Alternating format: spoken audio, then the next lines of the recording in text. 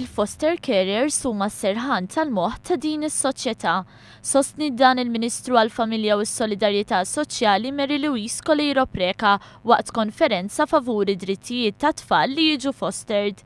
Fid-diskors tagħha l-Ministru Coleiro Preca saħqet dwar l-importanza li dak kollu li jsir fil-qasam tal-fostering għandu jsir fl-aħjar interess tat-tfal.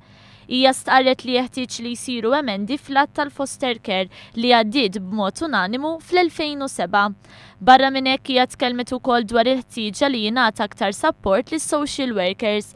Dan jista' jsir biss billi titranġa s-sistema sabiex is-social worker tħossha dejjem aktar motivata.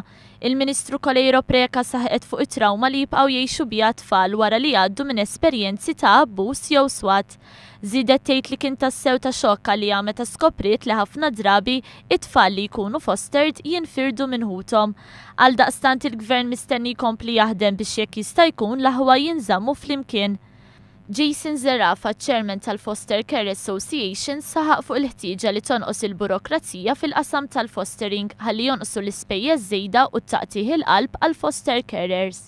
Dan is-sosten għandu wkoll jiġi mejjun bil-bidliet fil-liġi li foster carers ma jagħmluh żgur għalihom infushom, iżda jagħmluh għax dawn it-tfal li minħabba li jkollhom sitwazzjoni differenti u ma jkunux jistgħu jitrabbew mal-familji naturali tagħhom, l-istat u naħseb is-soċjetà Malti għandha tihom it-tieni ċans ma' familja alternattiva li l-aħjar soluzzjoni hija ma' foster family.